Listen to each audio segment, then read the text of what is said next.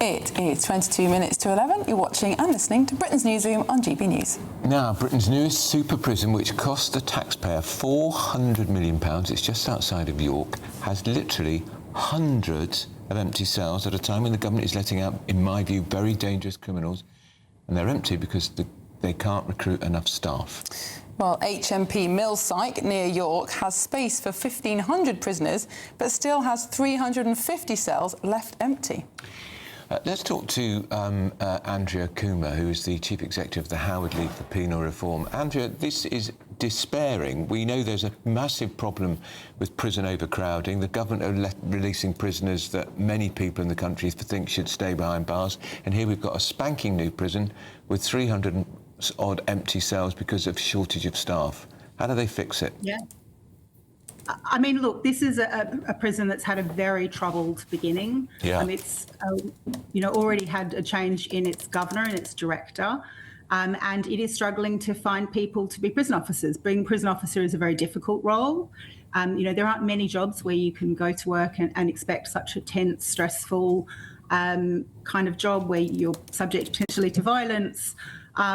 So it is not necessarily an attractive job.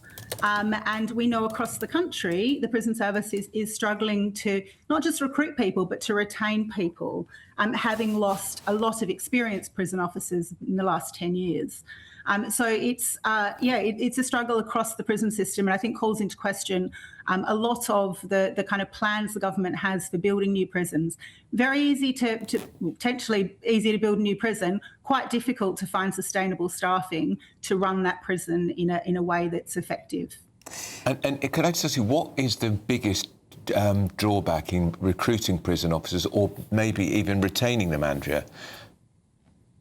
I mean, look, the job of a prison officer over the years has changed significantly. It used to be one that was very much justice worker working with people to try to help them turn their lives around. And that's what most prison officers want to do. They want to be able to help people to return to the community in a way that is safe. I think that job has changed a lot, particularly since COVID. It's very often now a job of just locking people up in their cells, which is not necessarily terribly rewarding work. So at a prison like Millsike, the Independent Monitoring Board last year reported that across the prison, a lot of people were locked up for 23 hours of a day in their cell with nothing to do. And being a prison officer overseeing that is not necessarily an attractive kind of role. That's obviously not good for the men who are held in Millsike either, because all of these people are returning to the community. And this is meant to be a training and resettlement prison where people go to build up those final skills to return to the community in a pro-social, safe manner. And when they're just banged up in their cells for 23 hours with high levels of violence, high levels of drugs, they're not being set up to succeed when they get released. And what about, though, the violence that prison officers face? Because we're hearing that even in Millsike, which is this brand new prison with excellent facilities, state-of-the-art design, prison officers are still having to go around in pairs because of the threat of assault from prisoners, and drugs are already in the prison. You can see why people are put off from entering that environment, Absolutely. Especially when prison officers' pay is not that generous. No, I mean, look, that's true across the estate. But what we know about prisons that are violent is they're invariably the prisons which have the least amount of meaningful things for people to do. So the people locked up in that jail are frustrated, they're despairing, and when they do get out, they then act out in a way that is entirely unacceptable. So you won't hear apologies from me for it. But it's, you look at another prison. So there's a prison outside Wolverhampton called Oakwood that similarly is a private prison. It's the biggest prison in the country. It has very, very low levels of violence because the men are out and about all day. They're doing meaningful things. They're building up their skill sets. They're building up their self-esteem. And they are held in an environment that is safe and decent. Compared that to Millsike, where people are locked up in their cells for 23 hours a day. I mean, the government's own drugs policy for prisons shows, the key part of that is that, you need to stop the demand for drugs. And demand for drugs is driven by boredom and frustration when people have nothing meaningful to do with their times. I mean, is that really true, Andrea? I mean, I don't think many of our viewers would disagree that it is helpful for prisoners to have meaningful work and labour to do in prison and to learn skills. But I mean, surely that prisoners will obtain drugs when they're available, whether or not they're bored.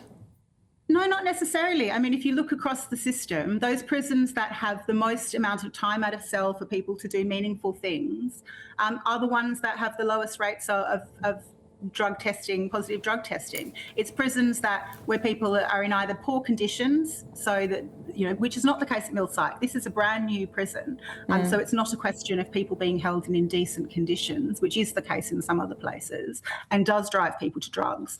In this case, I think it's driven by the fact that people have got nothing to do. If you're in your cell for 23 hours a day, what are you going to do? And that drives drugs, it drives debt, which drives a lot of violence in prisons. So it makes these unstable environments. And then that, of course, becomes a cycle of despair for staff as well as for the men who are in their care, because nobody wants to be there and nobody wants to work there. And that's the trouble that Millsike now has. Let's ask you very briefly, Andrea, this casual assumption that there will be drugs in prisons. How did we get to that point? Why are there drugs in prisons? Full stop.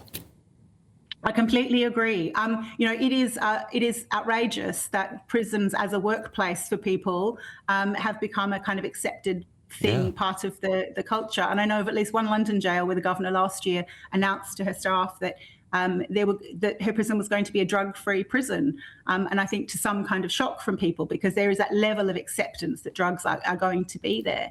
But we do have prisons across the estate that have lower rates of drugs, and it is possible, because I hear from our members who are in prison who are really unsettled by drones and drugs. Drugs drive unstable behaviour, they drive violence, they drive the kind of instability that makes prisons a difficult place to live as well as to work. So it's not a question of every prisoner in this country really wanting drugs. They don't. They do lasting harm to actual prison wings and to people's ability to kind of turn their lives around.